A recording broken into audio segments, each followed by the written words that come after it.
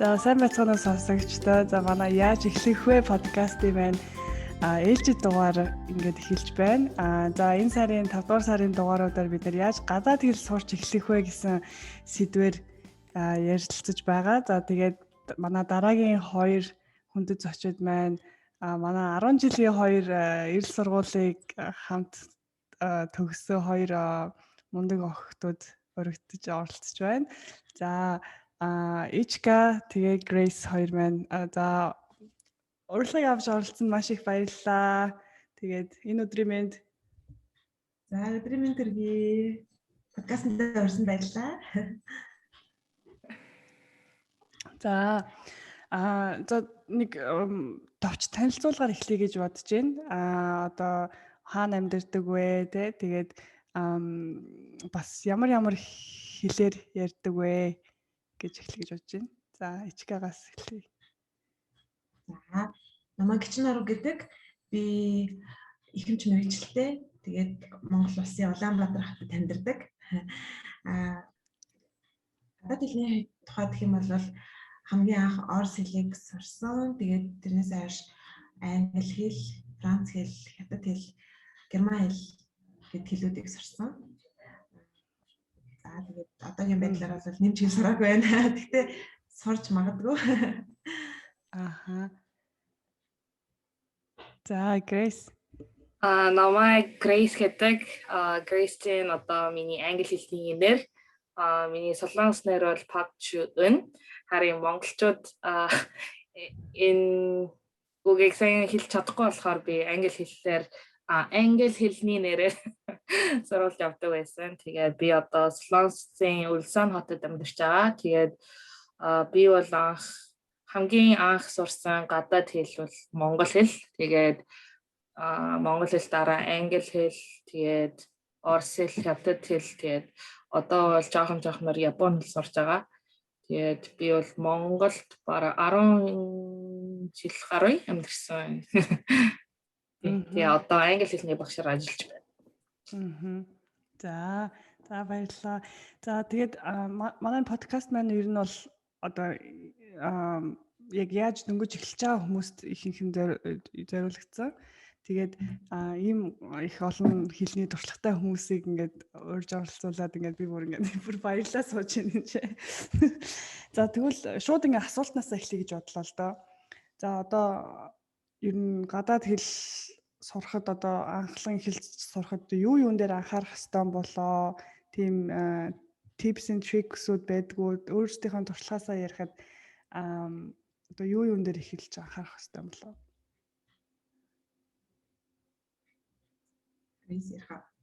эхлэе. За Ичкагаас эхлэе. За миний хувьд болохоор яг дөнгөж анхлан сурах гэж байгаа хүмүүс би дандаа надаас ер нь асуудаг л да ер нь яаж сурах вэ гэл. Тэгэхээр би яг хамгийн түрүүнд нэг л юм хэлдэг. Тэр нь бол эхлээд зорилгоо тодорхойлцгоо. Яг юуны төлөө сурах гэж байгаа юм те. Ямар ч хэл байсан гэсэн томч бай, жижигч бай. Нэг зорилготойгоор сурч эхлэх юм бол тэр хэлээ яг сайн сурч чаддаг гэж би боддог байхгүй юу. Тэгэхээр одоо жишээлбэл гадаадын тэр улсын тийм их сургуульд би тийм мэргэжлэр сурахыг хүсэж байна гэд ингээд зорчих юм бол нөгөө сурж байгаа хэлээ нэгдүгээр айгүй идэвхтэй мотивацтайгаар сурна. Хоёрдугаарт нөгөө өөрийгөө айгүй их тийм би энийг заавал хийх ёстой гэсэн үзэл бодолтойгоор нөгөө өөрийгөө шахаж өгдөг байхгүй юу. Тийм зорилго байх юм бол зүгээр за ер нь тэгж байгаа сурандаа за нэг сурчгаасан тэгж байгаа сурч байхдаа энэ төр гэл ингээл сурвал гоё доо энэ төр гэл бодоо явдаг байхгүй. Тэгэхээр ямар ч байсан зүгээр ингээд сонирхлоороо сурч исэн ч хамаагүй. За би тэгвэл гоё солонгос киног ойлгодог болъё. Би K-pop сонсоод ойлгодог болъё гэдэг ч юм уу те. Эсвэл би ингээд хятадд аялгаар очиод би хятад хүмүүстэй ингээд ярьдаг болъё гэдэг зорилгоо тавьчих юм бол илүү сайн сурах байх гэж боддог. Тэгээд би өөр дээрээ ч гэсэн бас тэрийг анзаарсан.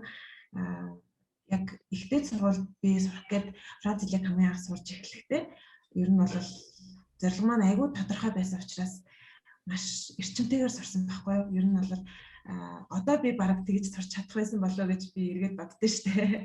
Тэр үед тэгээд нас чих жоохон байж тэгээд айгүй их зоригтойч байж айгүй хордон сарсан. Тэгээд ер нь бол хамгийн нэгдүгээр зорилгоо сайн тодорхойлж тэгсэн байхад сайн сурнаа л гэж би зөвлөндөө. Хэр хугацаанд сурсан бэ Франц хэлийг? Би чинь ер нь яг 1 жил хагас сураад хэлний шалгалтаа өгөөд тэгээд оноогоо хүлээх зураа дахиад жоохон бэлтгэл хийж агаад ер нь 2 жилийн дараа анх сурч гиснээс хойш 2 жилийн дараа Франц явсан. Тэгээ очиод одоо Францыг сургуульд ороход ер нь хэлний ямар нэгэн проблем өдр байсан уу? Ер нь өөрийгөө ямар төвшөнд сурсан гэж бодож байна? Ер нь бол за шууд бич очивол ямар ч тийм одоо бэлтгэлгүйгээр Франц оюутнуудын дунд лекцэн цугаал дадлах хичээлдээ цугаал ингэ явчихж байгаа байхгүй юу? Бүх ном сурах гэж байгаа. Тэгэхээр яг хөө эхний 1 сардаа бол надад хүнд байсан. Яг лекцээ сонсоод чихний хажуугаар ингээд өнгөрөөд исэн байхгүй юу? Тэгээд яг уул нь бол миний мэддэг хичээлүүд яригадаад байгаа. Би чинь бас нэг очиод 1-р курсээсээ сурж байгаа учраас тэгсэн ч ихлэсэн яг сонсгол гэдэг юм орчиндөө байж ижил аюу сайжирд юм лээ. Би бол тэрийг анзаарсан. Тэгээд яг 1 сар явсны дараагаар багаар ингээд өдөр болгон Франц хүмүүсийн яриаг сонссоор агаад тэднэрт ингээд хариулсаар агаад харилцаа ярилцаар агаад харьцангуй нөгөө чихний бөглөө онгоо нэгдэж штэ тий. Яг тийм алсан. Тэгээд ингээд ерөнхийдөө дажгүй. За 1 жил болсны дараа бол бүр дажгүй сайн болсон. Тэгэхээр ер нь бол тийм яг очоод би тэгэхээр ингээд өөртөө бардаж болохгүй юм билээ. Очоод би ингээд сайн ойлгочиндоо надад асуудал гарахгүй дээ гэж бодож ерөөсөө болохгүй. Яг орчинд нь очихоор бас тий сандаа идэв билээ шүү. Зөв.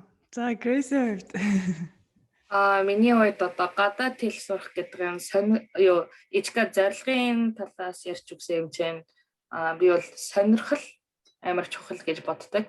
Яг гэвэл одоо сонирхол гэдэг нь одоо хүн нэг юм хийхдээ жоохон хийгээд зогсоод тийх биш харин ингээ үргэлж хийх чадвар ч юм уу тийм хүчийг өгдөг гэж боддог байхгүй юу. Тэгээд анх хэлээ сурахдаа мэдээж энэ чинь ямар ч эрдэнэ сурч исэн хэл биш. Тэгээ шинээр сурч байгаа юм чинь бич ойлгохгүй ямар утгаар хэлж ааж мэдэхгүй байж магадгүй. Гэхдээ сонирхол тавиад бид нар одоо юу хэлхийг хүсэж байгаа юм бэ, юуг илэрхийлж байгаа юм бэ гэж анхаарал тавьж одоо сонсоод хийхэд хэлэнд илүү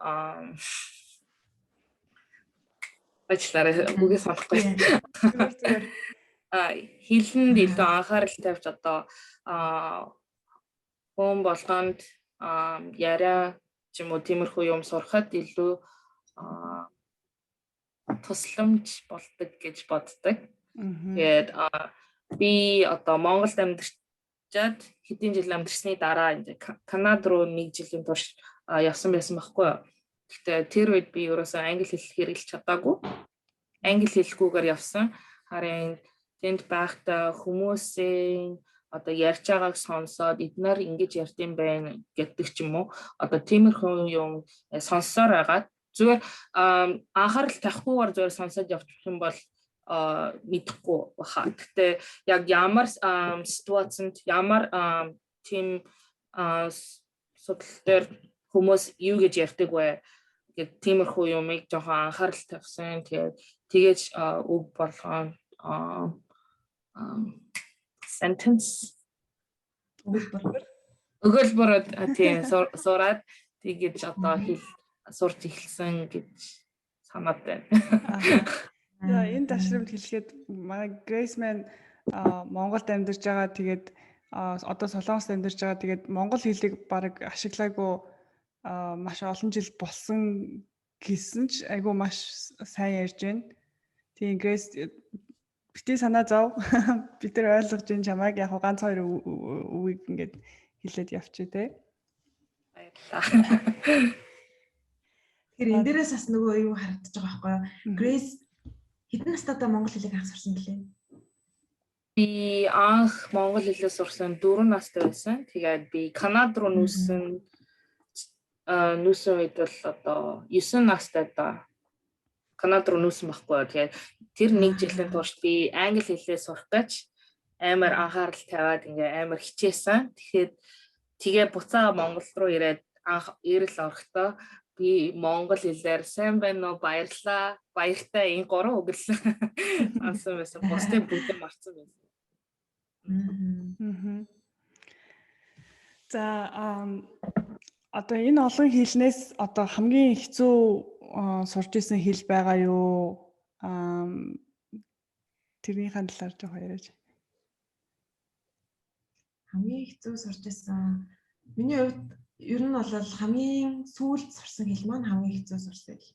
Аха. Яагаад гэхээр би бол яг тэр наснаас хамаарна гэдэгт бол үнэхээр итгэдэг гэх юм одоо юу гэхээр тэрийг бол хүлээн зөвшөөрдөг байхгүй юу? Аха. Яагаад тэгэхээр би чинь хамгийн сүүлд их сургуулийн тэр чинь хэдэн он байсан? 2014 оноос би хамгийн их герман хэлийг сурч эхэлж байгаа байхгүй юу? Яг хамгийн сүүлд.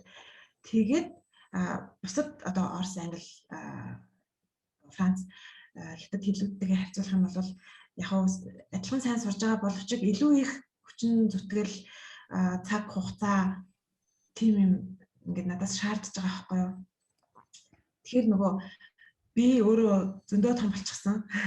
Тэгэхээр миний тархины одоо хэл сурах чадвар тэр хэмжээгээрээ бол хурдан жоохон удаашрсан байгаа юм л да. Ер нь 7 настай ээжка хамгийн анх Орос хэлийг сурж байгаагаас шал ондоо байхгүй. Тэгэхээр бол нөгөө яалтчгүй хүүхэд байхдаа сурсан хэл бол хамгийн амархан, хамгийн хурдан, хамгийн ямар ч зовлонгүйгээр сурдаг хэл гэдэгт бол би бүрэн итгэдэг. Сүүлд нөгөө эрэлт юу асан штэ. Хятад хэл ордог байсан штэ тий. Эскаптор хамт суудаг байсан. Тэгээд суралцдаг байсан л та. Тэг хятад хэлж бас за яг тэрийн талаар яг дараа нэрээ. За Грейсийн хувьд ер нь энэ олон хэлнүүдээс сурахад хамгийн хэцүү сурч исэн хэл ч юм уу эсвэл challenging хэл юу байсан бэ? Хамгийн хэцүү нь Орос хэл байсан баха. Яг бол Орос хэлний дүрм мөрөм юу дэлхийд даяар одоо олон хэлнүүд байгаа. Тэгээд тэднээс ч гэсэн одоо Орос хэл бол амар хэцүү дүрмтэй гэж одоо хүмүүс ярьдаг. Тэгээд бас эрэлт ороод дан Орос хэллийг сурсан биш. Орос хэлээр бүх хичээлүүдийг сурсан болохоор тэр бас хэцүү байсан. Тэгээд бараг би төгсөхдөө би ирлэг төгсөх юм бол дараа дахиад Орос хэлийг хэрэглэхгүй гэж өөрөө бодчихсон уу? Тэгсэн чинь дээд сургуулаа уран зохиолыг Оросын уран зохиол сурахаар явсан болохоор. Солонгост сурсан тий? Тийм, Солонгост Оросын уран зохиолыг сурсан. Харин миний бодлоор ямар хэлж анх сурах нь хэцүү байдаг. Харин тэр хэллийг үргэлж хэрэглэхгүй байвал би ч гэсэн монгол хэлээр ярих нь илүү амархан байсан байхгүй юу? Бараг солонгос хэл ярихтай адилхан. Эсвэл солонгос хэлээс илүү амархан байх үед байсан. Харин би бараг 10 жилийн турш одоо хэрэглээгүй байвал болохоор одоо ингээд гацаад байдаг. Ингэдэг шиг Орос хэл ч юм уу, монгол хэл ч юм уу, англи хэл ч юм уу юу ч хамаагүй юу хэрэглэхээр зогсох юм бол дасгалжуулахаар зогсох юм бол тэр хэл нь амар амархан мартагддаг юм шиг үлээ. Харин гэхдээ яг Ичка хэлсэн шиг багаасаа сурсан хэл бол гэхдээ юу бас ингээ үлддэг болохоор дараа жоохон дасгалжуул хийвэл дахиад зөөр болдог. Улаан зөөр болдог юм шиг лээ. Зөв.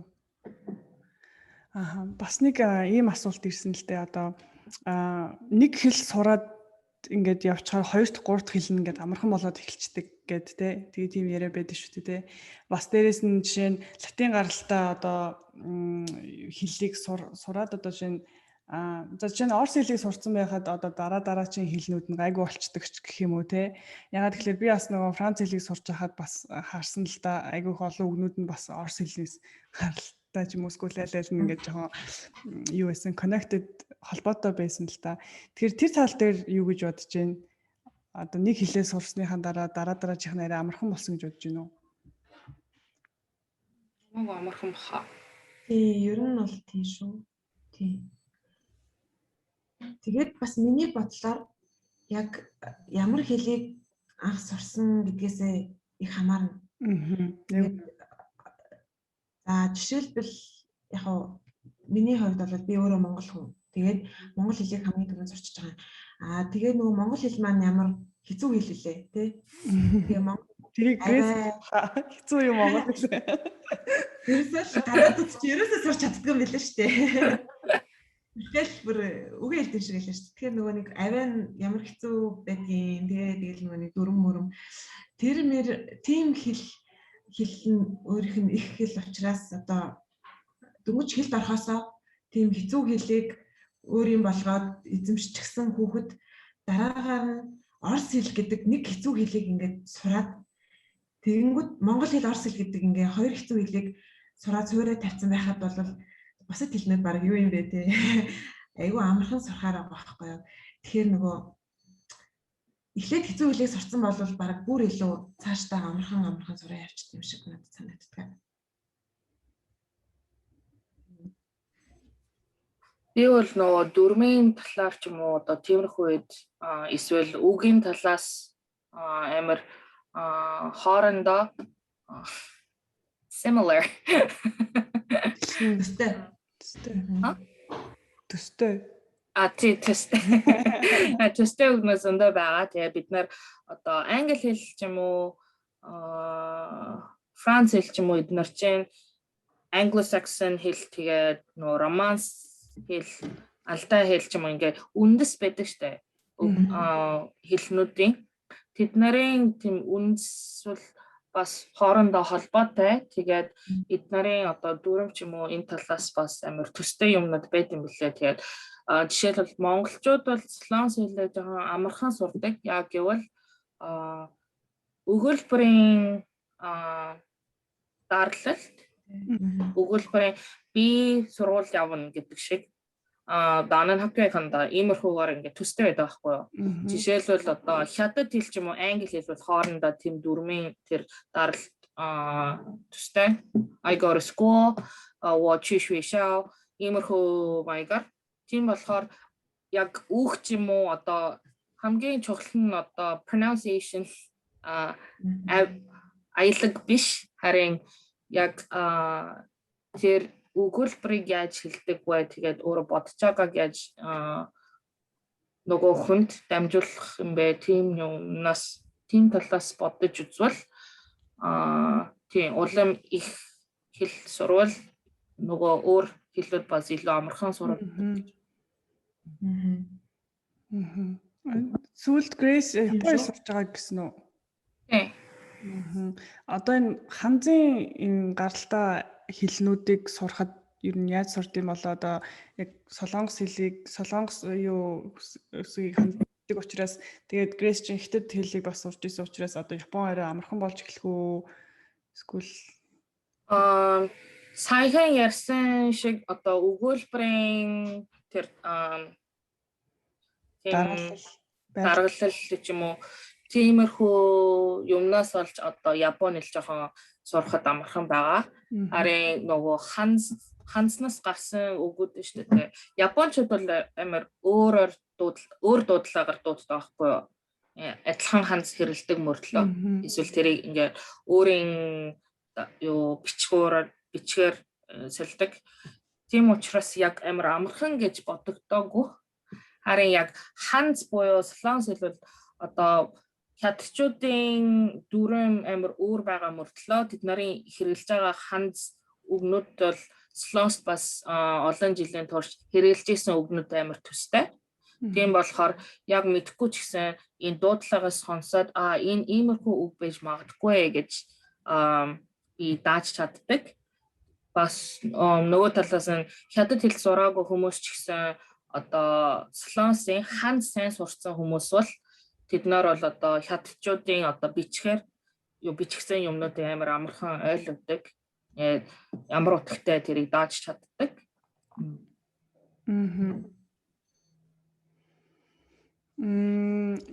Ичгагийн бас хятад хэл юу яаж юм да. Хятад хэлийг би 10 жил төгснөөс хойш юус ашиглав шүү дээ. Бид нар ч юм уу SMS бичдэг гэсэн те. Харин айгүй л сайн сурсан. Тэгээд яг түрэн Грейси хэлсэн шиг нөгөө ашиглахгүй учраас хэл амархан мартагддаг гэдэг бол үнэн л дээ. Гэхдээ хизээч байсан гэсэн одоо би юу гэдгийг нэг хятад үгийг огт ингээд төггүүгээр ингээд маш одоо дуудах те дуудлагын хувьд бол огт төггүүгээр зэрхэн дуудах боломжтой болчихж байгаа байхгүй юу? Хөөр нь байгаад байгаа үзчихсэн тэр юм нь одоо ингээд мартагдаагүй байгаад байгаа болохоор чухам зүгээр өдөр тутамдаа ашиглаж байгаагүй болохоор ингээд бүтэн өгүүлбэр хэлэх гэх юм бол нөгөө үгээ мартаж сандаг тийм асуудлууд бол гарна шүү дээ. Би энийг яг өөр дээрээ бас аягүй анзаарсан нөгөө 2015 онд би Иркутск руу явсан байхгүй юу? Оюутан солилцоогоор. Тэгэхэд би ч нөгөө бас яг эрлэг төгснөөс хойш ерөөсөө орос хэлээр бүр яг тийм боддоор ингэж удаан хугацааны турш олон хоногийн турш ингэж яриаггүй байсан байхгүй юу? Угаасаа орос руу ерөөсөө яваагүй юм чинь. Нэг Монголд ямар нэг тийм орос community, орос тийм хүмүүстэй уулзаж байгаагүй. Тэгээд ингээд очиход болол хамгийн түрүүнд ингээд өгнүүдээ мартаал бас ингээд гацаал ярих гэхээр англиар энэ төр орж ирэл. Тэгээдсэн байхгүй юу? Тэгж жаад л өдөр болгон яриад хахаар сүүлдээ нэг 20 30 хоногоос айгу дажгүй болол. Тэгэл бүр янз бүрийн жаргон нөгөө хар ярианы өгнүүд энэ нөгөө орс хүүхдүүдээр заалгаж малгацсан явж байгаа байхгүй юу? Тэгэхээр нөгөө сэргэхтэй бол айгу амархан юм байлээ. Гол нь суураа сайн тавьсан байхад бол хизээч хамаагүй орчинд нь ороход сэргэх юм байлээ. Одоо ийм олон хэлтэй одоо хоёрын хувьд одоо юу энэ олон хэлнийхээ юг яаж юм да одоо яг мартахааргүй ингэж одоо яг practice хийж юм да. Тийм янз бүрийн ном санаа уншдгүү эсвэл одоо жишээ за би Франц хэлээ жоохон мартах гэдэг юу нэг Франц кино үзчихэж гэх юм уу те нэг тиймэрдүү know how trick-үүд байдгүй. Би бол баг дандаа тэгдэг шиг нөө Японы хэл ч гэсэн би яг сурмаар байна гэж бодоагүй. Гэхдээ яг одоо Солонгос төл одоо Японы кино ч юм уу, ном ч юм уу тиймэрхүү юм зөндөө байгаа болохоор тийм сэтгэв уншдаг ч юм уу, одоо кино үздэг ч юм уу тэгцээр байгаад ингээд хэлээ сурч эхэлсэн байхгүй юу. Тиймэрхүү шиг Солонгост Япон контент буюу Япон кино ч юм уу номнууд хятадын англи хэлний зөндөө байгаа. Тийм бол орос их бараг байхгүй, монгол их бүр байхгүй. Тийм болохоор надад хамгийн амархан одоо үзэж чаддаг, олж чаддаг кино ч юм уу номнуудыг уншаад сонсоод үзээд хийх нь англи хэл буюу хятад хэл байгаа. Тэгээд тэд нар арай гайгүй тэгээ хятад хэлээ мартаагүй ч гэсэн учир бас би ингээ үзсээр аваад гэж байхгүй юу. Гэвэл би зогсох юм бол одоо хятад хэл бүр байхгүй болно гэж мэдчихэж байгаа юм чинь.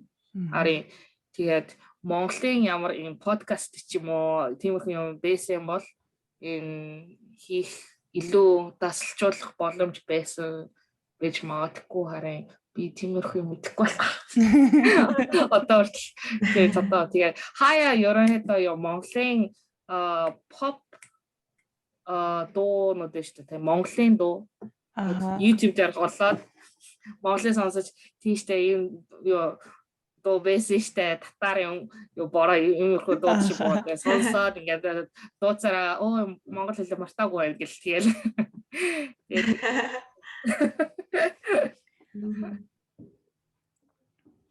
Тийм миний хувьд би ч болохоор 2014 оноос хойш яг бүр тогтмол 100 болгон гайдаар ажилласан. Тэгэхээр бол нөгөө нэг 100-3 сарын турш бол тогтмол Францаар ярьчихж байгаа байхгүй юу? Яг зөвхөн Францч болчиход аваад хөдөө явдаг. Тэгэхээр нөгөө яг одоо ингээд корона эхэлснээс хойш надад илт мэдрэгдэж байна л да. 10 ч одоо үлээ 20 оны 100, 21 оны 100 гэх ингээд 200 ер нь өнччлөө шүү дээ, жуулчин байхгүй. Тэгээд дээрэс нь би чинь 19 оны 100 бас хөдөө яваагүй, хотод нэг жижиг аялал аваад тэгээд болцсон. Тэгэхээр нөгөө бараг 2 жил хагас ингээд ямар нэгэн байдлаар Франц хүнтэй боддоор ингэж яриаггүй удчихлаар эртэд би нөгөө нэг Франц руу бас ингээл таньдаг найзад руугаа ярьсан чинь жоохон гацгаадсан. Үгээ бодож мадвал за эзүүлээ гэл. Тэгээ хизээ хойно нөгөө үг нь орж ирэл. Тэгээдсэн. Тэгэхээр яг тогтмол татах нь бас аюул чухал юм байлээ. Тэгээд би болохоор уулын урдан ингээл сайхан Франц киног үздэг байсан л та. Одоо 2-2 нялхагттай цаг зав бол айгүй бага. Тэгээд ер нь жоохон зав гарвал сайхан одож амархал хамгийн гоё. Тэгээд бас хажуугаар нөгөө аль болох онлайнаар нөгөө жижигхэн брэнд бас үүсгэсэн. Тэрийгэ хөгжүүлэх гээд пэйж хөгжүүлэлтэнд хийгээд яваад байгаа болохоор тэрэндээ илүү цаг гаргаад яг нөгөө сайхан суугаал кино минь үздэг ч юм уу, нэвтрүүлэг үздэг ч юм уу, тийм үе ард тацарчаад байгаа байхгүй юу. Биш басгаар бол яг тийм тогтмол ямар нэгэн тийм автах юм байгаад ах юм бол байггүй мөлий. Би ер нь бол 2012 онд Францаас ирж ирсэн шүү дээ. Тэгээд 12 оноос хойш одоо чинь 21 он гэдэг чинь өдийг хүртэл бол яаж иж байгаа л Францаар яриалсан байхгүй жил болгон. Тэгэхээр бол даачгүй. Орос хэлний хувьд бол би нэрээ Франц байхдаа зуны амралтаараа зорж очиж аваад нөгөө хэлний факультетийн номын сангаас бахан орос номнууд авч уншиж ирсэн шүү дээ. Чехов, өөрхийн Пушкин юу ч хэлээ нэлээд хэдэн ном аваад тэгэл нөгөө 100 яхтай сайхан завтаа тэгэл нэх Монгол руу бол би ерөөсө буцаж байгаагүй. Тэр 3 жилийн хугацаанд Монгол руу буцаагүй. Тэгэл яг 100 хэсэг бол зуны оюутны ажил хийн. Тэгээд бусад үеэр нь бол яг номоо уншаал өрөөндөө. Тэгээд ажиж гэсэн. Тэгэхээр нөгөө бас гоё л байсан. Орос хэллээ эргээл ингээл сэргийхээр гоё байсан. Тэгээд нөгөө манай хажуугийн өрөөнд нэг Украинаас ирсэн хүүхдээсээ. Тэгэхээр тэрнтэй бас таарлахаараа орсоор ярьчнаа хөрхөө. Тэгэхээр бас хөргөн нөгөө орс хэлнийхээ үг өгүүлбэрүүдийг санаад сэргээгээд тэгээд яасан. Тэгэхээр ингэж харагдаж байна л да одоо ижгагийн одоо хувьд хэлийг одоо хүмүүс ингээл нэг амархан одоо чинь орчинд нь очиж сурчд юм аа эсвэл зүгээр багасаа сурахгүй л одоо өнгөрсөн гэд ингээд тэгэж бас бодож болохгүй.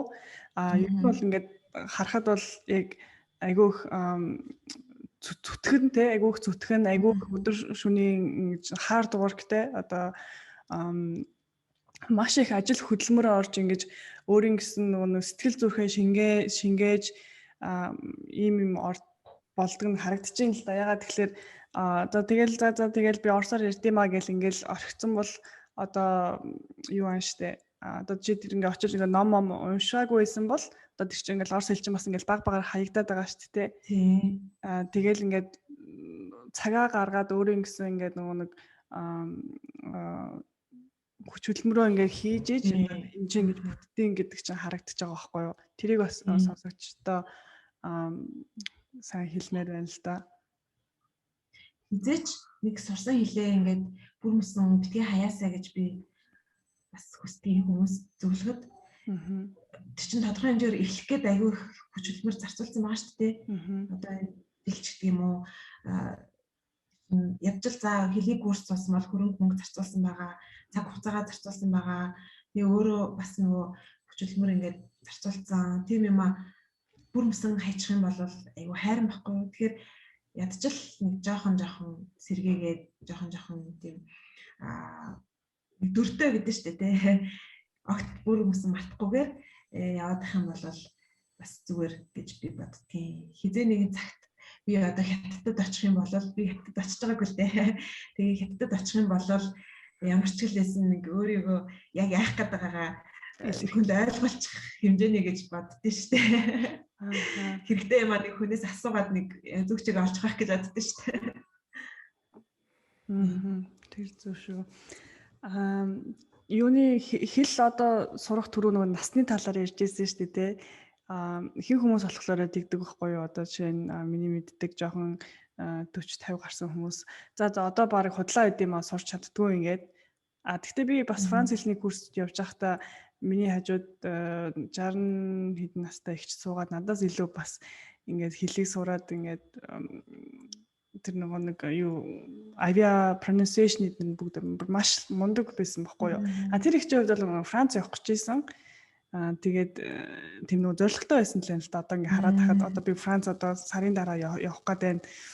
Тийм учраас би хэлээ сайн сурах хэрэгтэй гэдээ маш сайн сурч ирсэн. Тэгээ би хажууд нь дөнгөж 20 эдтэй хөвгтэй жиж одоо барч явах ичээд би бас илүү сурч эхэлсэн л дээ.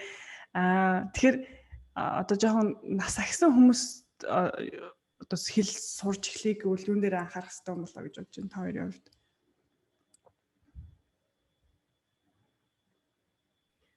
Нас ахсан хүмүүст мэдээж хэцүү байна. Хэцүү байна гэдгийг бол хүлээн зөвшөөрөх хэрэгтэй. Гэтээ боломжгүй зүйл бол биш. Ер нь би болол яг нэг хүнээр айгу бахархсан. Тэр нь манай ангаахын профессор хүн байгаа. Одон Туяа гэдэг багш байгаа. Одоо Монголд хөнгөвчлөх тусламжийг хамгийн анх нэвтрүүлсэн. Одоо нэг 20 тавдартай хүмүүс чинь айгүй их өвдөлт мэдэрдэн штэ. Тэгээ тэр өвдөлтийг бол намдах ямар нэгэн тийм хөнгөвчлөх тусламж урд нь Монголд байдаггүйсэн байхгүй. Тэр тусламж хөнгөвчлөх тусламж гэдэг маш чухал юм яг Монголд анх нэвтрүүлж орж ирсэн palliative care гэдэг тийм хүн байгаа. Тэгээд тэр багшаар бол би оюутан байхдаа хичээл заалгаж ирсэн юм да бас бахархдаг. 50 гараад англи хэл сурсан гэж бид нарт ярьжсэн. Тэгээ 50 гараад англи хэл сурсан гэхэд багш аягүй сайн ярьдаг. Бүр BBC-д ярилцлага өгсөн шүү дээ. Тэгээ одоо palliative care in Mongolia гэдэг бүхэл бүтэн ийм жижигхэн интервью явж байгаа байхгүй. Би ингээд вау гэж байгаа байхгүй. BBC-д шууд ингээд ямар ч одоо төгдрөх гацх юмгүйгээр англиар ярьж байгаа. Тэгээд дээрэс нь өөрөө бас унган орс хэлтэй. Орсоор бол бүр англиасаа бүр хэд дахин илүү бүр биднээс илүү чөлөөтэй юм заяа. Би хажууд нь орс сургууль төгссөн хүн байж бараг ингээд санаа зовх шиг болж байгаа байхгүй. Тэр ярианы сонсоход ойртой бишээ. Россия телевизэд ярилцлага өгсөн байсан. Тэр хүн одоо яаж сурсан юм болоо тийм нөө хаа янз бүрийн тийм тэгсэн юмнууд байгаа юм болоо. Тэгэхээр би бас багшаас тэгж нарийн асууж чадаагүй л дээ. Тэгэхээр хамгийн гол нь тэр хүнд яг мотивац байсан байх, зорилго байсан байх гэж би одоо боддгийн. Мэдээж хэрэг тэр хөнгөвчлөх тусламж гэдэг юм чинь Монголд цоо шинээр одоо гадаадаас л орж ирж штэ. Багш өөрөө Америк явсан. Тэгээд Америкт сурсан, яг энэ чиглэлээр нөрөө сурсан, төгссөн. Тэгээд тэр юмыг Монголд оруулж ирэхийн тулд Америкт сайн сурахын тулд мэдээж англи хэлийг сурсан байж таараа. Тэгэхээр бас л яг зорилгын тодорхой тэрний хөтлөө хичээсэн байгаа байхгүй тий. Тэгээ хичээл зүтгэл сайн гаргаж чадсан учраас багш тийм сайн сурсан байх гэж боддгийг. Тэгээд ч бас нэг миний зүгээр таамаглаж байгаа нь болохоор бас өөрөө унган орс хэлтэй хүн учраас англи хэлийг сурахад тийм амар хэцүү байгаагүй байх. Ер нь ингээл та нар ч гэсэн ажиллаж байсан уу? Манай орс сургуулийн хүүхдүүд англи хэлийг сурахдаа нэг амар зовоод байдаггүй. Нэг амар зовлон бол байдаггүй ш хараад хахад. Тэр нөгөө бас нэг орс хэлний ач тус яваад ах шиг байдаг шүү дээ. Тэр түрүү нөгөө чи хэлжсэн шүү дээ нөгөө хэл сурахад ингээд хэцүү байна гэдэг хэцүү байдаг гэд. Тэгвэл яг ерөөсөө хэцүү бишээр сурах нэг л арга зам байгаа. Тэр нь юу вэ?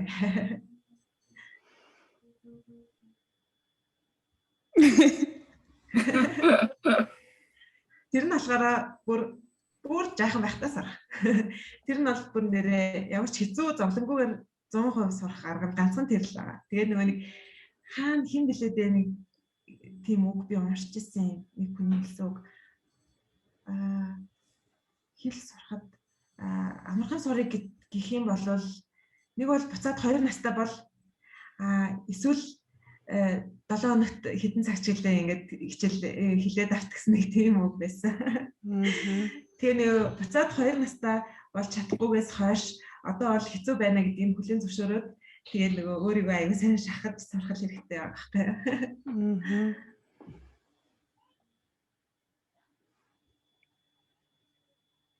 Ийм хувьд бол Crazy гэж бодож байна.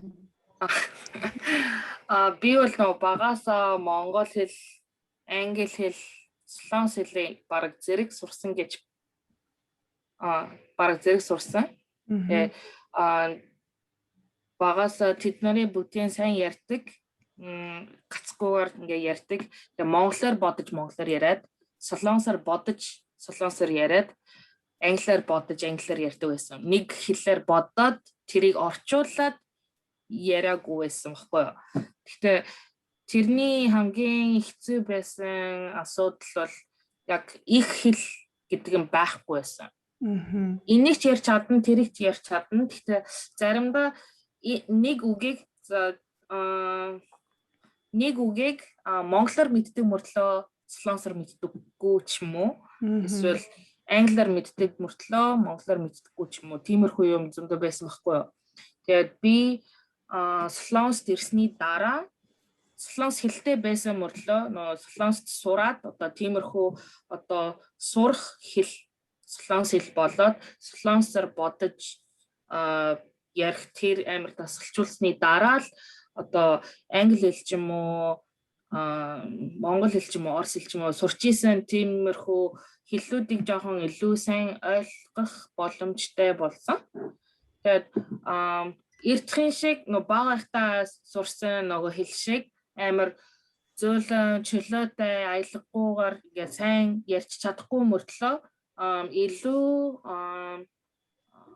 илүү чухал сэдв ч юм уу одоо амар зүгээр амархан сайн юу сайн байна тиймэрхүү амархан яриа биш харин илүү чухал юмнуудын тухай одоо ярих ч юм уу бодох тийм хүчин яг их хэлээс гартай юм шиг лээ. Тэгээд их хэлтэй хүнэл одоо өөр хэлээ сурахтаа энэ чинь иймэрхүү юм байна. Энэ дүрм мөрөм гэдгийг ойлгодог учраас бас сайн тэр юмнуудыг линк холбож одоо бодоод ингээд сурах боломж байгаа. Бас тэгээд настай бол илүү цаг хэрэгтэй байдаг, илүү хүч хэрэгтэй байдаг. Гэхдээ багаас зүгээр ингээд бодлогоор зүгээр ороод ирээд сурсан хэлүүд бол хаяа амархан бас мартагддаг. Харин тэрийг одоо яг ичгээ өмнө ярьсан шиг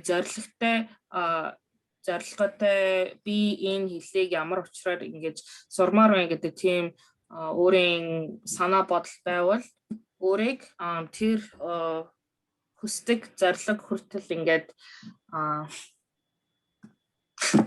хүмүүлэн тиймүүлэх тэр нь илүү чухал гэж би боддог. Түрүү нэг хэлсэн штэ одоо ичгээ бол Франц хэлийг жоохон сүүл сурсан учраас жоохон зов сурсан хэлнүүдийн нэг байсан. Герман хэлийг.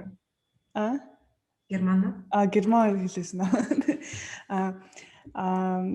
Одоо ямар арга барил юу гэдэг лээ? Арга техник ч юм уу тийм юмнууд хэрэгэл сурсан бэ? Одоо жишээ нь дүрмэн дээрээ илүү их анхаарсан уу? Эсвэл үгийнхаа хэлийг сайжруулахад юу яасан уу? Яг тийм нэг жоохон наривчсан юунууд зөвлөгөөнүүд өгөөч.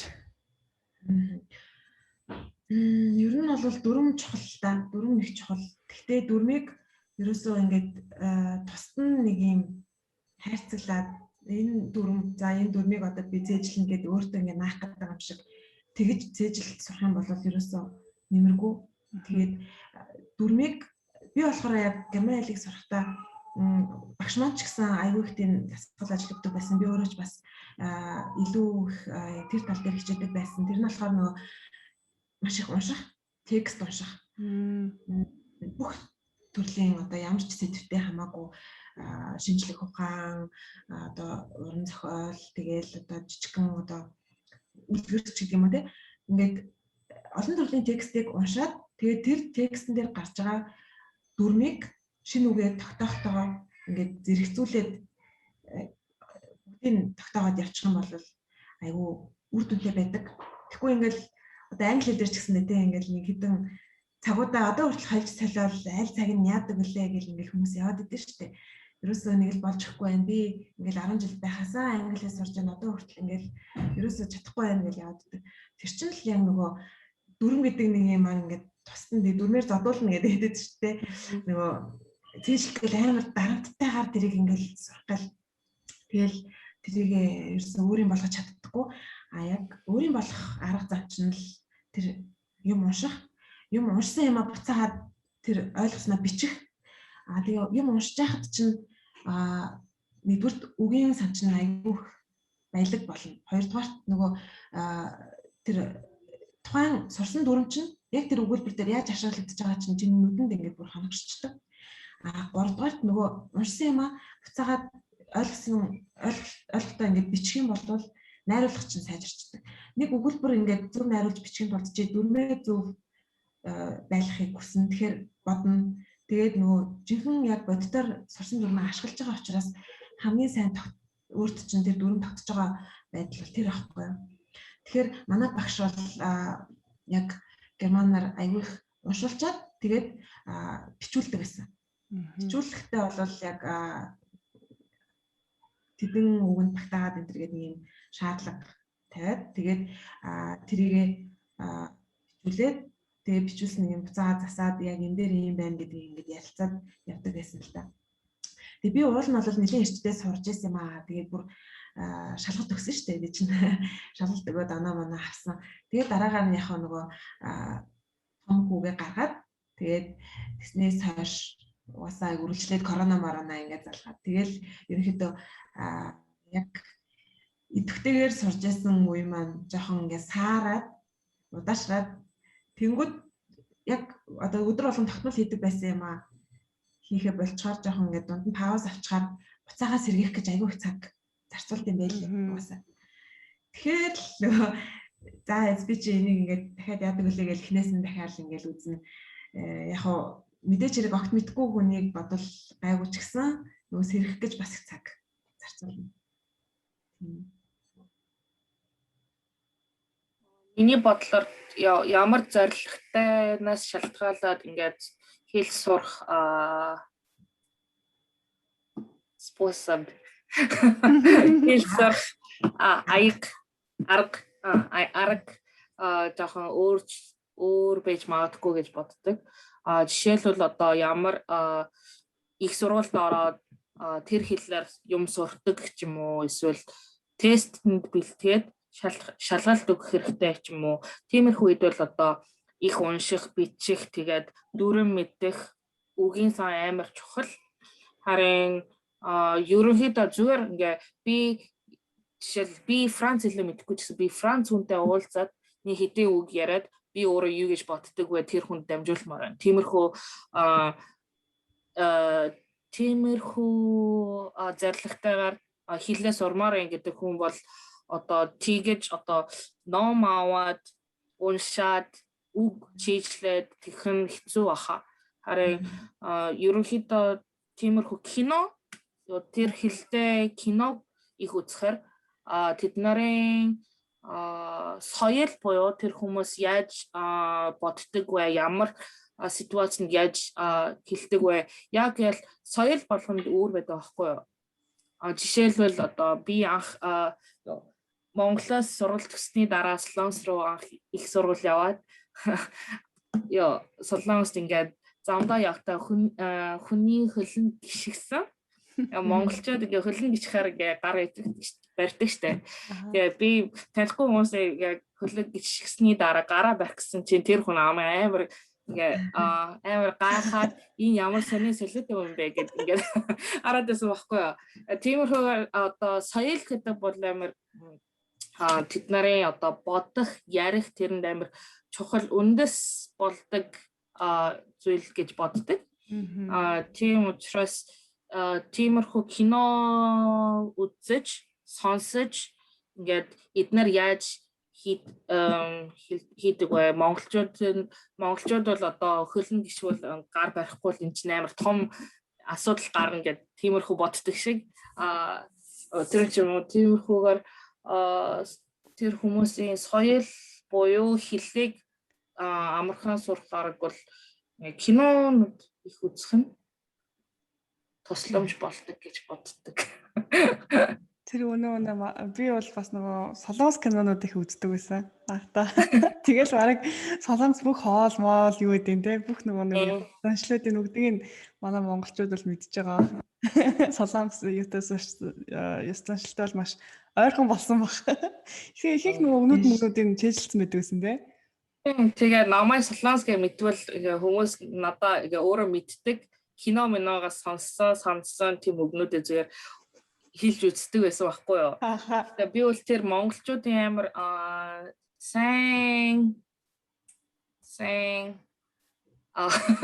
сайн юм гэж боддог, авиас гэж боддог. Яг гэвэл солонгосчууд бол жоохон хэл сурахдаа би энэ хэлийг амар perfect сурах. Ямар ч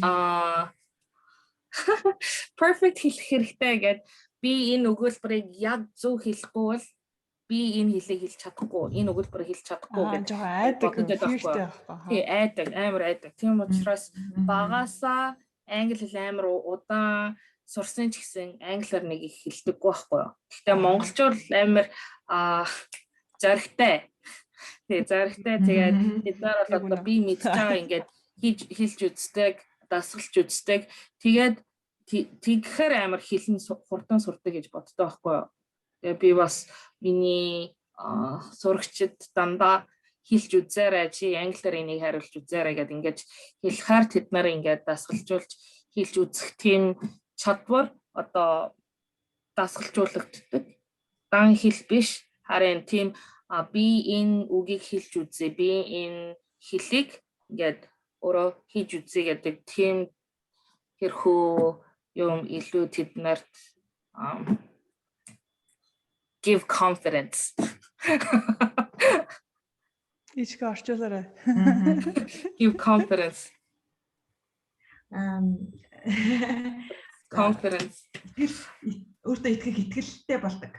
Тий болгох. Тийм чухал юм шиггүй. Тийм энэ дээр бол би Грейстэй бас аягүй сайн санал нийлж байна. Нэрээ бас нэг юм санаанд орчлоо.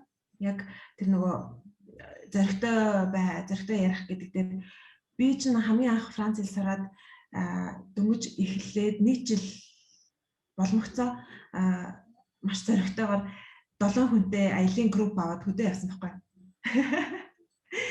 7 Франц хүнтэй. Тэгэхээр нөгөө 17 настай байсан би.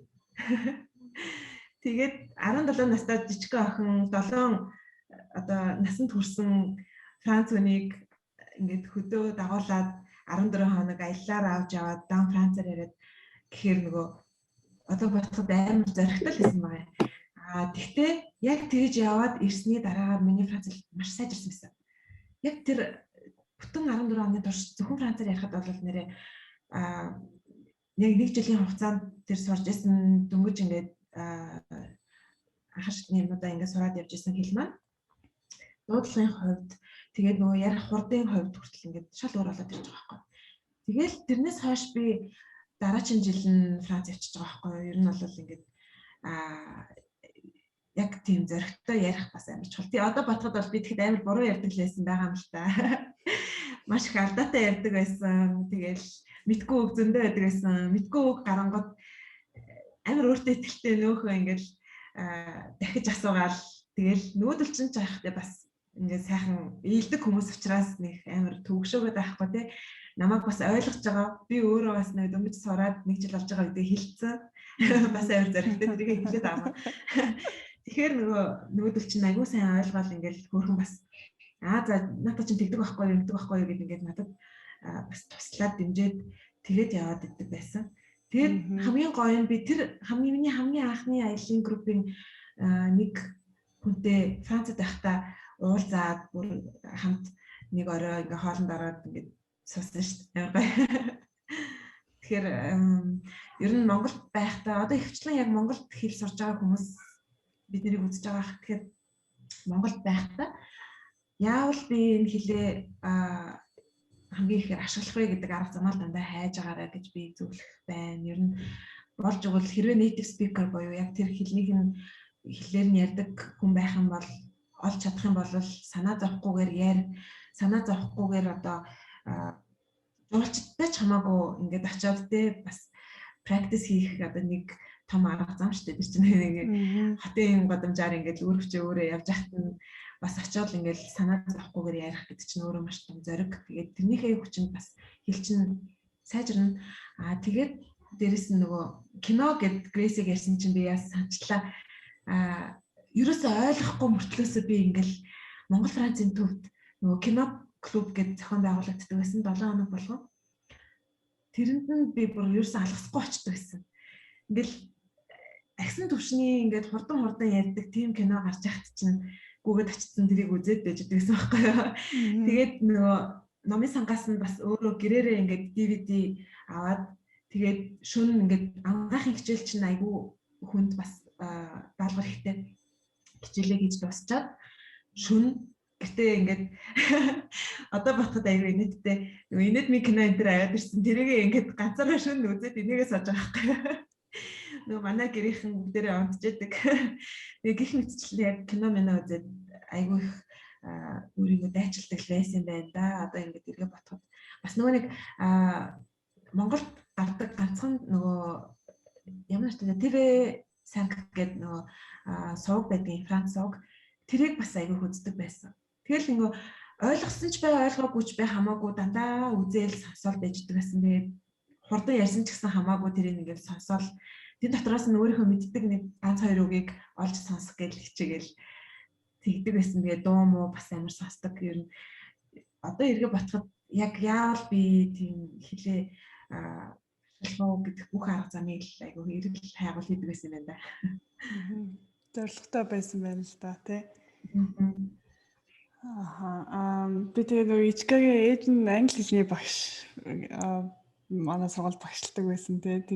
Тэгээд ичгагийг мундаг гэдэг юм гэж боддог байсан. Бас part яг бас нэг шатанаар тэгээд яг тийм тоош одоо ер нь бол тийм ээж аваас одоо пушлдаг тийм юм янз бүрийн тийм зөвлөгөө ч юм уу тийм одоо тэрийг ингэсэн тийм юмнууд байдаг гэсэн үү? Ер нь бол ээж аав нь одоо багш байснараа яг тэр хүүхдтэй айгүй их цаг гаргаалж гэдэг юм уу те одоо тэгээ хүүхдээ мундаг болгоод байгаа юм биш байхгүй юу? Харин ээж аав нь яаж мундаг болгож байгаа гэхээр миний ээжийн хувьд бол намайг бүр бага байхаас яг тэр хэл сурах суурийг нь тавиад өгсөн. Өөрөө манай ээж орос хэлний англи хэлний багш. Тэгээд хэдийгээр ингээд намайг сургуульд байхад ингээд өдөр болгон надад юу гэдгийг ингэж тэгж хичээл ингэж тэгж одоо хэлээ сур гэж ингээд хажууд байдаггүй байсан ч гэсэн надад яг тэр бүр бага байхад суурийг нь тавиад өгсөн. Орос ном би ингээд бариад үзээ сууж идэг байсан гэж байгаа байхгүй юу? 2 настай байхдаа.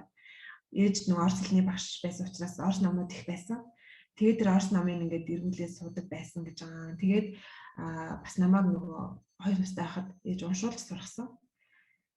Тэгэхээр монголоор ингээд уншаад сурцсан хүүхэд дараагаар нь гадаад хэл сурсан ч гэсэн монгол хэл нь их сайн байж чаддгийм билээ. Ямар нэгэн тийм алтаатай бичихч гэдэг юм уу үгээс баялаг муутай гэдэг юм уу тиймэрхүү асуудал ерөөсөй гардгүй юм билээ. Тэгээд зарим нэгэн тийм хүмүүс бас байдаг нөгөө багасаа гадаад хэл сурцсан хүртлээс монгол хэлэндээ их муу гэж ярьдэн шүү дээ тий. Тэр нь бас нөгөө монгол хэлээ төрүүлж бас яг сайн сураагүйгээс болдог гэж би ойлгосон. Тэгээ нөгөө монголоор ном уншаагүй эсвэл бага уншсан тий. Тэгээ нөгөө монгол хэлэндээ цаг арай бага зарцуулсан байжгаад шууд гадаад сургуульд орчхоор нөгөө гадаад хэлээрээ илүү сайн чөлөөтэй яриад гадаад хэлээ түлхүү ашиглаад монгол хэлээ жоохон бага ашиглаад ирэхээр нөгөө яриан ч гэсэн жоохон тиймэрхүү болоод алдаатай бичээл тэгж явдаг юм байлээ. Ер нь тэгээд ингээд бодоод тахаар яг тийм яг ээж аав нь бол яг хүүхдийнхээ хэр сайн хэл сурах вэ гэдгийг нь тодорхойлж өгдөг хамгийн чухал хүмүүс юм шүү гэдгийг бол би бүр яг итгэлтэй хэлэх байна. Тийм болохоор би одоо бас чадлаараа хичээж байгаа 2 хүүхдээ аль болох хэлний суурьтай болгоё гэдэг үүднээс яг байнга өөрийнхөө мэддэг хэлүүдээр ингээ яриад идэх байхгүй. Гэхдээ хүүхдүүд маань заавал надад буцаагаад тэр хэлээр хариулах ч юм уу, заавал ингээл бүгдийг ойлгох албагүй. Зүгээр би тэр ингээд авиагаа сонсгоод байгаа байхгүй.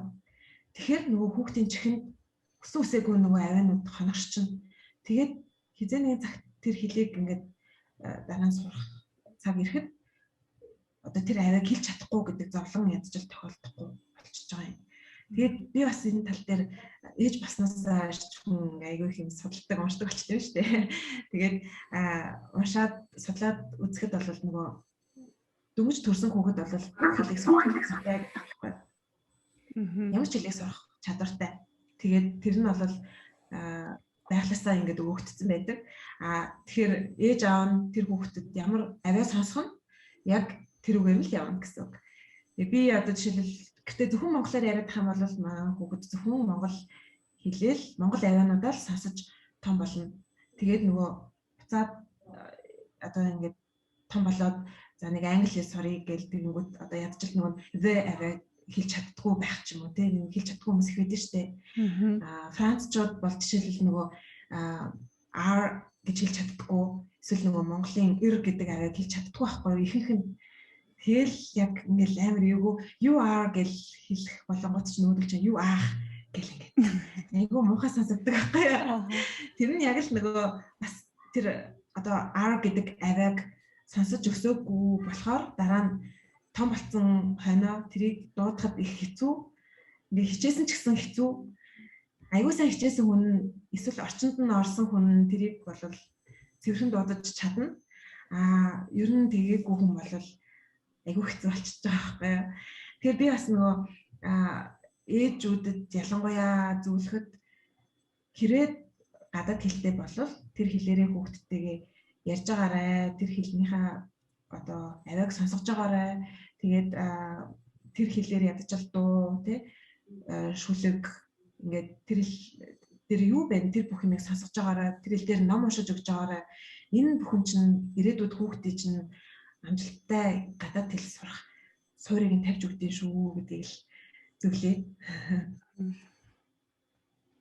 Миний хувьд бол яг ичкагийн ярьснаас яг эсрэг байгаа. Монгол ирсний дараа манай ээж бас өөрөө монгол хэлгүй юм чинь монгол хэлээ сурах хэрэгтэй байсан. Би бол гадаа годамжинд хүүхдүүдтэй тоглолцоор аваад монгол хэлээ сурцсан байсан. Харин тэд нар бол нэг одоо 30 настай гэдэг. 30 гаруй байх шинээр нэг хэлийг шинээр сурах ёстойсэн болохоор тэд нар маш хэцүү байсан. Тэгэхээр монгол хэл ч юм уу эсвэл ярил явуулсны дараа одоо орос хэл ч юм уу орос хэлгүй байхгүй юу манай ээж. Тэгээд ерөөсө тэд нар өөрөө намайг яг одоо хичээлийн талаар зааж өгч юм уу тусалж өгч ерөөс чадвар байхгүй байсан. Яг өөрөө орос хэл мэдэхгүй ойлгохгүй монгол хэл бас багтай байсан болохоор харин гэхдээ надаа ингээд хувийн багш хааж өгөөд ингээд би орос хэл ч юм уу монгол хэл ч юм уу хятад хэл ч юм уу би одоо энийг илүү сурмаар байна гэд тийм зорилго байхад ингээд багшийг олж өгч одоо тусалж өгсөн. Тэгээ заримдаа бол нэг өдөр бол зах ороод захаас нэг юм авах гээд ингээд зах явсан байсан чинь тэндээс өөрөө монгол хэл биш өөр хэлээр ярьж байгаа хүнээс сонсоод өө эн чи хятад хэл юм шиг байна. Тэгээд тэр хүн шууд очиад өө чи хятадаас ирсэн үү гэдээ англиар асуугаад өө чи тэгээд асуусан чи энд юу оюутны солилцоогоор ирсэн нэг охин хятадын охин байсан. Тэгээд өө чи нөгөө манай охин хятад хэл сурмаар байгаа. Тэгээд чи багш чадахгүй гэдэг. Тэгээд англиар өөрөө бас нэг англи сайн хэлгүй өөртлөө тэгээд багш олж өгч ингээд тусламж болцсон гэсэн. Тэгээд миний бодлоор манай ээж бол өөрөө яг хийж өгсөн юм байхгүй болохоор би өөрөө сурах хэрэгтэй. Би өөрөө ингээд амар уншиж сурч ингээд хийхгүй бол би сургуулийн хүүхдүүдийг даах чадахгүй байх.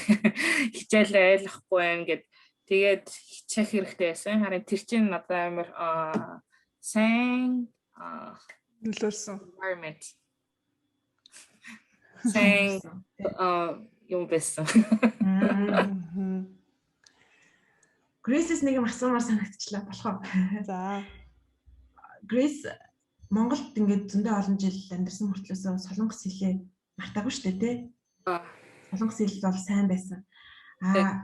Тэрний нууц юу вэ? Одоо хараад байхад монголчууд ингээд дэлхийд даяар амьдарч байгаа. Тэгээ нөгөө хүүхдүүд нь яг тухайн орныхоо хэлээр ярьсаар агаад монгол хэлээ аягүй их мартцсан байх юм аа. Яг яаж танаа аваач хоёр чамайг солонгос хэлээ чинь мартуулахгүйгээр маш сайн авч явсан бэ?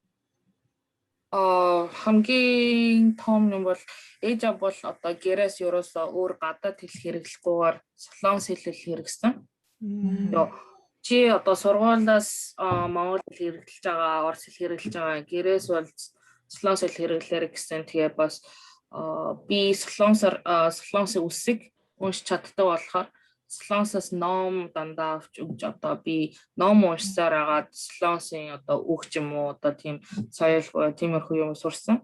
Тэгээд тийм юмыг өөрөө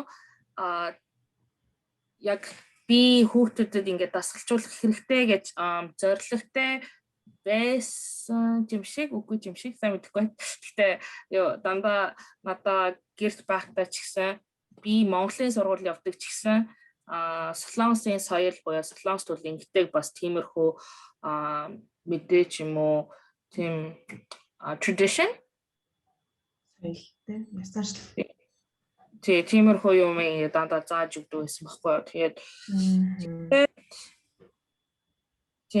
тэр нь яг надад би бол солонгос хүн байна гэдэг тэр identity алдахгүйгээр байсан баха. За очноо сайн байгаа байхгүй. Харин тийм маш мундаг. Тэр сайн байна гэж би бол бодож байна. Угаасаа Grace-ийг бүр ингээл анх таньдаг байсан үеэсээ хойш яг яаж энэ бүх хэлүүдээр те яриад байгаа мөртлөнгөөсөө солонгос хэл нь яг ийм сайнараа байгаад байна гэж би тэр бол маш чухал. Одоо ирээд яг тэр үед хүүхэд ахтаа бол нэг боддог байсан юм шиг. Одоо ингээд эргээд бодоход яг тийм бодол орж ирж байгаа байхгүй юм да. Өөрөө ингээд ээж болцсныхаа дараа тэгэхээр яг л бас аав ээжийн үүрэг маш чухал байсан харагдаж байгаа юм л да. Баярлалаа. Энд ч бас Америкт айгүй олон монголчуудын хүүхдүүд нь ихэнх нь нөгөө дандаа сургууль хичээл дээр очиод англиар ярьчин те тэгэл гэртээ нөгөө найз нартайгаа тоглоод ч юм уу тэгээд айгүйх монгол хэлээ мартах тохиолдлууд их байдсан байлээ. Тэгээд яг гоо эцэг их хүмүүс нь болохоор тэгэл яг гэртээ монголоор ярьсан ч гэснээр тэгээд одоо яг гоо ярих бол бас нэг ондоо те яг бичээд унших скул юу дөрмийн хэл гэдэг чинь бас ондоо шүү дээ. Grace-ийн хувьд болохоор тэр бүгдийг ингэж хийж чадсан байгаа байхгүй юу. Тэгэхээр ээж аав маш мундаг байна. Ном ууш хэрэгтэй. Ном энэ дээр бол нэр үнэхээр санал нийлэн шүү. Ном хамгийн чухал.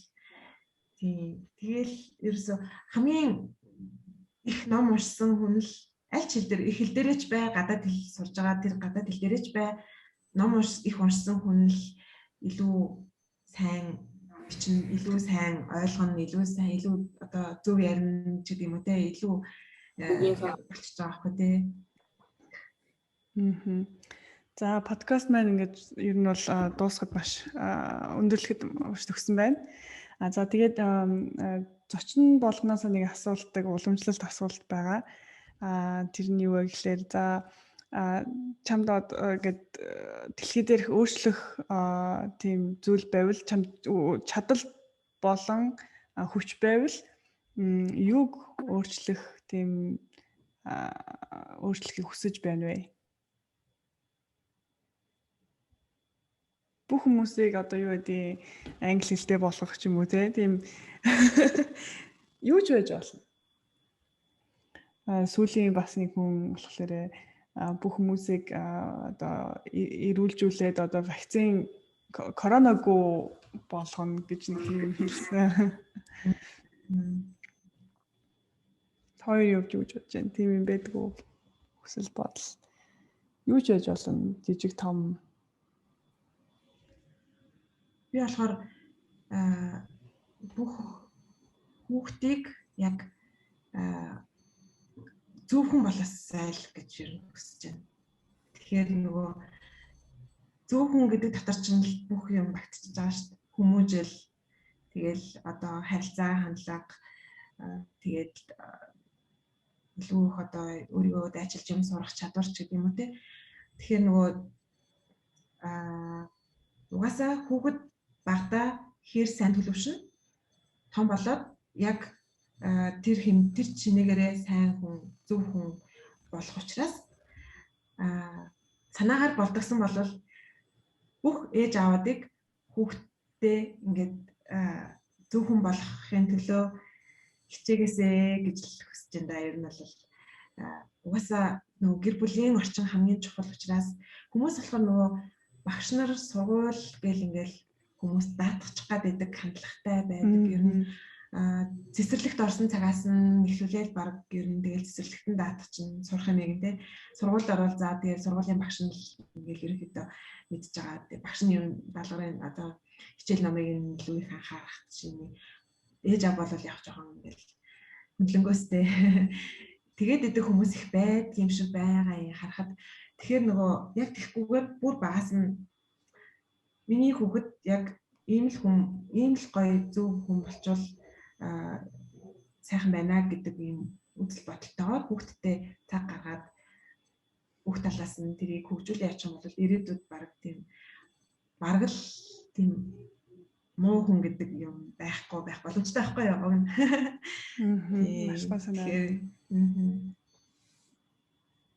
Би тэгсэн хүүхдүүдийг яг зөв замаар ингээд удирдах тэр амар чухал гэж боддог. Тэгээд тэрийг яаж хийх юм бэ гэж бодохоор ерөөсөө тэр ном унших гэж бодд юм.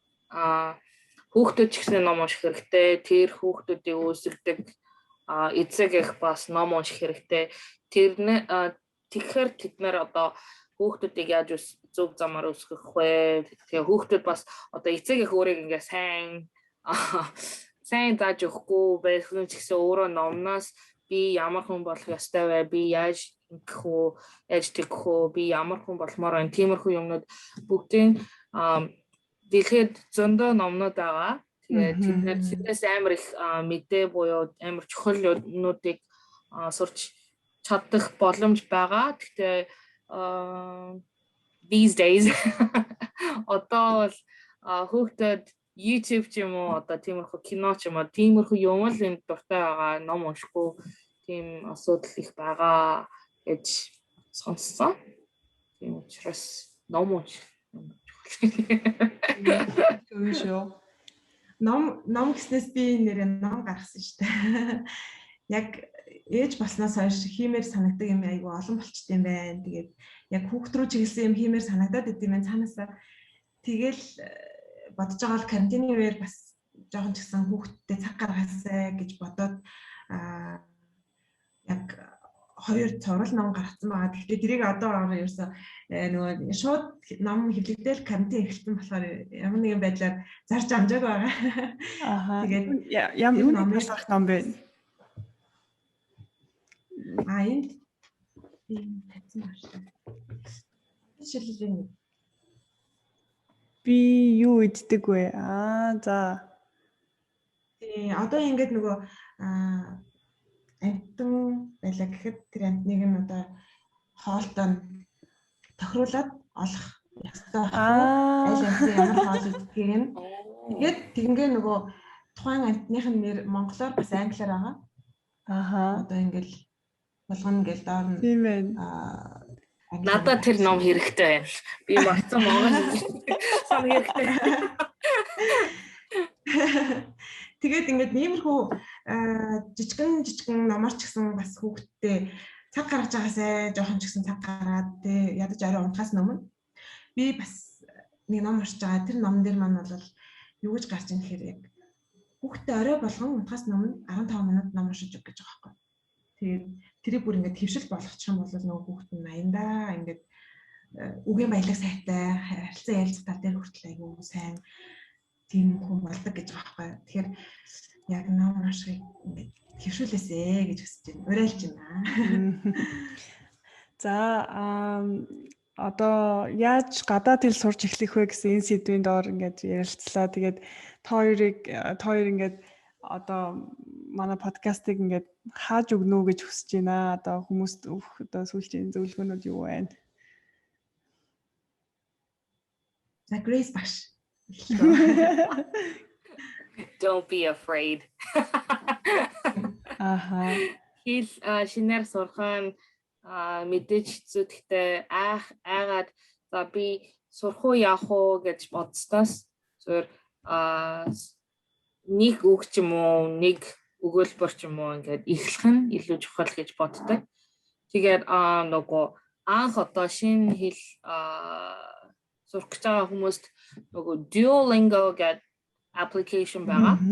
Тэрнээс одоо тэр бол үг болгоо ч юм уу одоо тэр жижиг өгүүлбэрүүд ингээд хэлж одоо хэл амархнаар ингээд заадаг application. Тэгээд би ч гэсэн яг одоо сурч байгаа Японы хэлээс гадна зөвөр өөр Европын олон хэлүүд ч юм уу өөр жоохон цаг байхдаа 5 минут ч юм уу 10 минут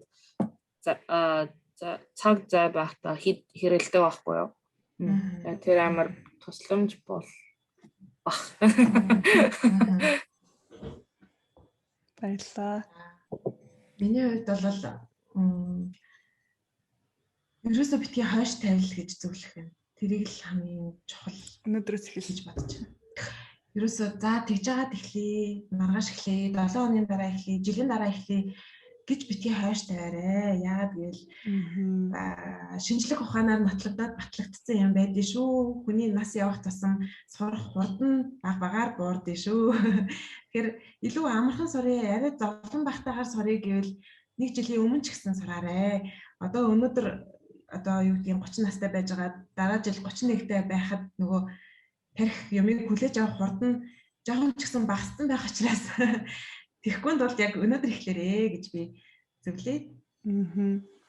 За баярлалаа та хоёртаа ингээд урилга явуулж байгаа ингээд энэ подкастт оролцсон. Тэгээд баярлалаа. Баяртай. Өөрсөнд баярлалаа. Баярлалаа. Солонгосоор юу гэж хэлдэг лээ баяртай? баяртай? 안녕히 가세요. 안녕히 계세요. хоёр юм байгаа. сайн яваарэ гэвэл 안녕히 가세요. Like goodbye. 안녕히 계세요. сайн байгаарай. Одоо явж байгаа хүн сайн байгаарай гэж. Зүгээр 안녕. 안녕. 안녕. Yeah, that's easier. Yeah.